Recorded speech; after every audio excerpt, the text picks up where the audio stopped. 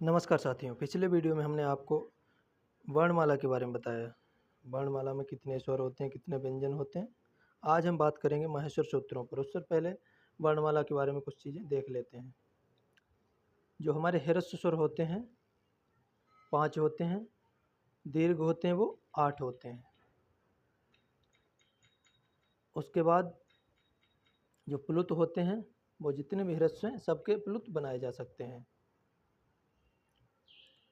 वो स्पर्श व्यंजन होते हैं 25, अंतस्थ होते हैं 4 और सल यानी कि जो ऊष्म होते हैं वो 4 होते हैं और मिश्रित 3 दिए हैं।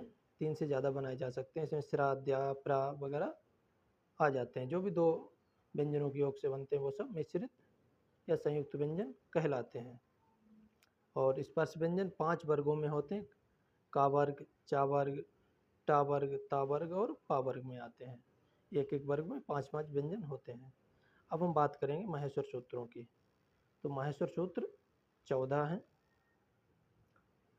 महर्षि पाणिनि ने संस्कृत व्याकरण बनाने की इच्छा से घोर तप करके भगवान महेश यानी कि शिव को प्रसन्न किया। प्रसन्न होकर शिव ने नृत्य के साथ जो डमरू वादन किया उसी से महर्षि पाणिनि को ये 14 सूत्र सुनाई पड़े। भगवान शंकर का जो डमरू बजा उससे 14 प्रकार की ध्वनि उत्पन्न हुई जिसको पाणिनि ने डिकोड कर लिया और उन्हीं को 14 माहेश्वर सूत्र माना जाता है। और ये श्लोक भी है।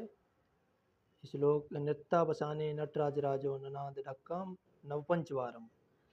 नृत्य के अवसान में नटराज भगवान शिव ने जो ढक्का माने डमरू को बजाया नवपंचवारम, 9 और 5 बार यानी कि 9 5 14 बार। उदरतु कामम सनकादि सिद्धान एतद विमर्शे शिव सूत्र जालम। इस प्रकार से जो शिव सूत्रों का जो जाल वहाँ से निकला है उससे 14 सूत्र प्राप्त हुए हैं। इसी के बारे में लिखा जो मैं आपको बता चुका हूँ। चतुर्दश सूत्र यानी कि 14 सूत्र। इन्हें प्रत्याहार सूत्र भी कहा जाता है क्योंकि इनसे प्रत्याहार बनाए जाते हैं। भगवान शिव के डमरू से निकलकर पाणिनि को प्राप्त हुए हैं।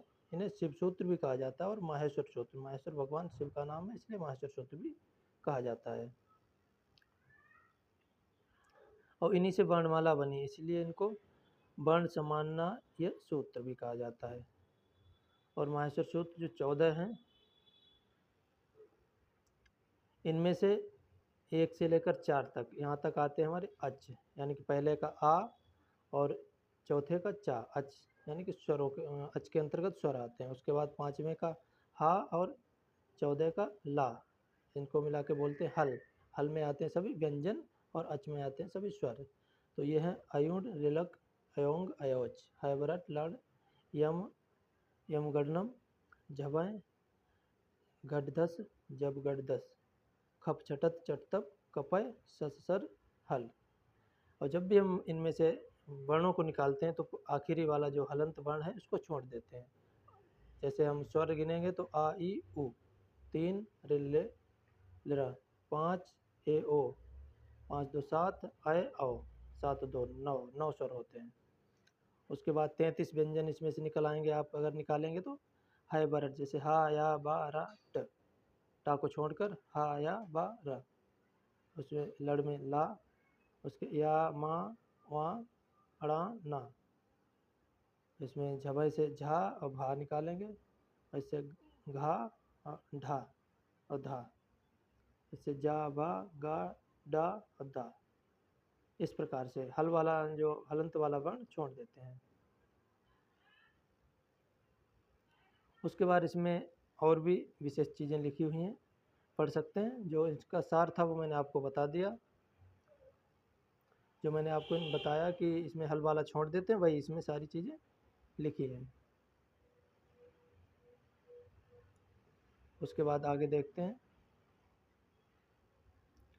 माहेश्वर सूत्रों में हकार का 2 बार ग्रहण क्यों? हकार यानी कि हा आया है, जैसे हैबरट में हा आया है उसके बाद हल में हा आया है, तो इसका 2 बार वर्णन क्यों हुए? तो अट और सल प्रत्याहार में हा वर्ण को शामिल करने के लिए तथा अरहेण और अधुछत आदि प्रयोगों की सिद्धि के लिए माहेश्वर सूत्र में अड़ा इत संज्ञक वर्ण 2 बार आया है। एक बार अयुण में, दूसरी बार लड़ में।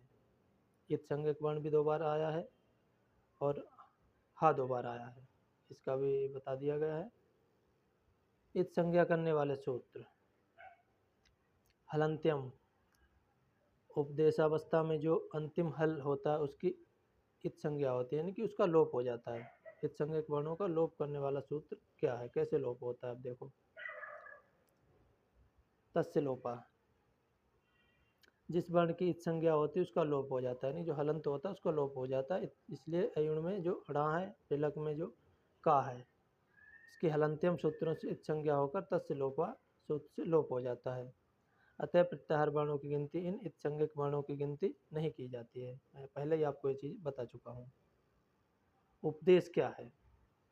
पाणिनि, कात्यायन और पतंजलि ने इसका प्रथम उच्चारण या प्रथम पाठ किया, उसे व्याकरण शास्त्र में उपदेश कहा जाता है। यहाँ अयुण, ऋलक और आदि 14 सूत्रों को महर्षि पाणिनि ने महेश्वर के डमरू की ध्वनि को प्रथम बार उच्चारण किया, अतः ये 14 सूत्र भी उपदेश कहलाए। प्रथम बार जो चीज़ बताई जाती है वो उपदेश होता है।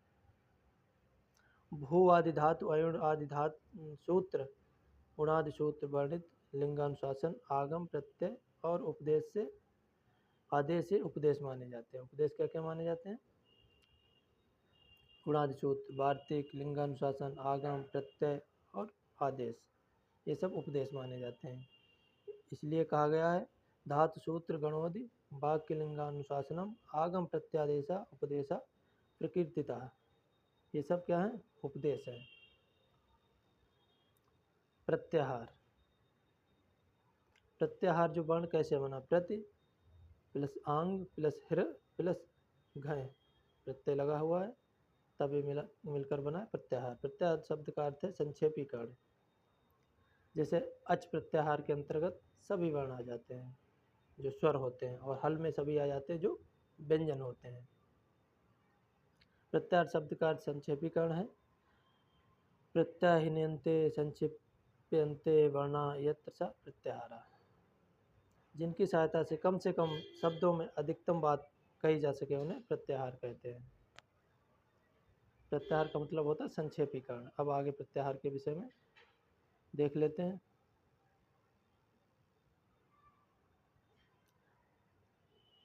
अन्यत इत वर्ण के साथ जो आदि वर्ण वह मध्यगामी वर्णों का बोधक होता हुआ स्वयं का भी बोध कराता है। जैसे अड़ प्रत्याहार के अंतर आ ई उ अड़ा, यानी कि आ और अड़ा, पहला आ आखिरी वाला अड़ा पड़ा तो इसमें चारों वर्ण आ गए।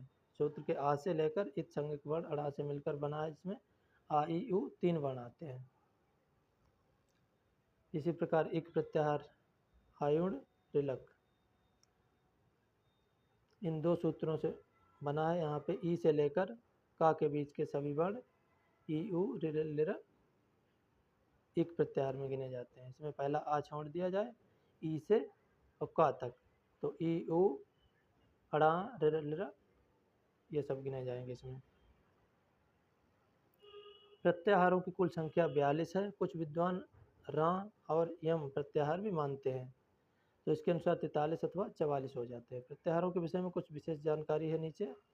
अच प्रत्याहार में समस्त 9 स्वरवर्ण आते हैं, जो मैं पहले ही आपको बता चुका हूँ। अयुण से अयोश तक के सूत्र 4 सूत्रों से बना है, इसलिए स्वरों को अच कहा जाता है। हल प्रत्याहार में 33 व्यंजन वर्ण आते हैं, जो हायवरट से लेकर हल तक 10 सूत्रों से बना है। इसमें सभी व्यंजन वर्ण आ जाते हैं, इसलिए व्यंजनों को हल कहते हैं और स्वरों को अच कहते हैं।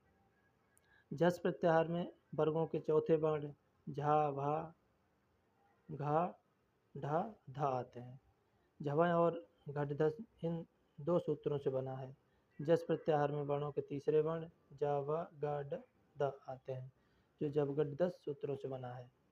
च प्रत्याहार के अंतर्गत चाटा तापा का पा आते हैं, यानी कि प्रथम वर्ण आते हैं। सल प्रत्याहार में चारों ऊष्म वर्ण आ जाते हैं। सा सा सा हा, लास्ट वाला छोड़ दिया जाता है। सा सा सा र और हल इन 2 सूत्रों से बना है। यण प्रत्याहार में चारों अंतस्थ वर्ण आ जाते हैं। या वा र ला यण प्रत्याहार में आते हैं, जो हाइब्रिड और लड़ इन 2 सूत्रों से बना है। अयुण ऋलक एवं अयोच आदि 14 सूत्रों के अंत में जो अड़ा का वहाँ चा आदि हल वर्ण लगे हुए, इनका प्रयोजन प्रत्याहार बनाना है, जैसा कि कहा गया है पादेव अणार था। पादेवाड़ा दीर्घा। तो ये तो हो गए प्रत्याहार। अब प्रत्याहार कैसे बनते हैं इनके बारे में देख लीजिए। अयुण, इसके अणा से एक प्रत्याहार अण, आ और अणा से अण एक प्रत्याहार। ऋलक से का से तीन प्रत्याहार, अक इक उक तीन प्रत्याहार बने। अयोंग इसके वहाँ से एक प्रत्याहार एंग, ए वो छोड़ के अंग। अयोच से चा से चार प्रत्याहार, अच इच एच एच। हैबरट से टा से एक प्रत्याहार, अट लड़ से अड़ा से तीन प्रत्याहार, अण इण यण। यमगणनम, इसके माँ से तीन प्रत्याहार बनते, यम हम यम ओम। उसके बाद झबें, इसके यहाँ से एक प्रत्याहार यह। गढ़ धस, इसके साथ से दो प्रत्याहार, भस और झस। जब गढ़ दस, इसके साथ से छह प्रत्याहार बनते, अस हस बस जस झस और बस। खप छटत चट तब, इसके बाद से एक प्रत्याहार छब बनता है। कपा, इसके यहाँ से पांच प्रत्याहार, यह मैं झय खय चय। सर, इसमें रा से पांच प्रत्याहार, यर झर खर चर सर पांच प्रत्याहार बनते हैं। हल, इसके ला से छह प्रत्याहार, अल हल। अगर अल कहा जाए तो टोटल इसमें आ जाते हैं वर्ण, और हल में व्यंजन आते हैं, बल रल झल और सल। इस प्रकार से कुल मिलाकर 42 प्रत्याहार हमारे हो गए। अब प्रत्याहारों के बारे में कुछ अन्य चीज़ें आप देखकर इनको पढ़कर समझ सकते हैं। आज के वीडियो में इतना ही। अगले वीडियो में हम अन्य चीज़ों पर बात करेंगे। इसको आप पढ़ सकते हैं। कौन से प्रत्याहार में कितने वर्ण आ सकते हैं, ये डिटेल में है। इसको आप पढ़ लीजिए। और फिलहाल यूपी टेट के लिए इतना ज़रूरी नहीं है। अब हम देखेंगे वर्णों का उच्चारण स्थान। अकुह विसर्जनीय नाम कंठा, आ छोटा बड़ा का वर्ग और विसर्ग, इन सब का कंठ से उच्चारण होता है। सूत्र बहुत इजी है, सूत्र से बहुत जल्दी आप याद कर सकते हैं। इचू ऐसा नाम तालु, ई और चू से चा वर्ग और इसके बाद बड़ा सा, इन सब का उच्चारण स्थान होता है तालु। ऋटुर सा नाम मूर्धा, रिरा टा वर्ग और मूर्धन्य सा, इन सब का उच्चारण स्थान होता है मूर्धा। लितुर सा नाम दंता, लरा और ता वर्ग और सीटी वाला सा, इन सब का उच्चारण स्थान होता है दंत। उपपद्यमानीय नाम औष्ठव, बड़ा ऊ छोटा ऊ, इसका उच्चारण स्थान होता है ओठ और पा वर्ग इसमें आ जाता है। ओष्ठ से स्थानीय इसका उच्चारण स्थान होता है। यमगणनाम नाम नासिकाचा, जो पांचवा वर्ण होता है नासिक वर्ण, इसको नासिका से उच्चारण स्थान होता है, उच्चारण करते हैं। एदय तो कंठ तालु, ए और अय कंठ तालु से उच्चारण होता है। ओदव तो कंठोष्टम, ओ और औ कंठोष्ठ से। बकारस दंतोष्टम, और जो वाह होता है दंतोष्ठ से। जिब्या मूल्यम, लेस जिब्या मूल्यम, जो जिब्या मूल्य जो इस प्रकार के वर्ण होते हैं क ख, जिब्या मूल से। नासिका अनुस्वारस से, और अनुस्वार का नासिका से उच्चारण होता है। तो ये उच्चारण स्थान हो गए। आज के वीडियो में इतना ही। धन्यवाद।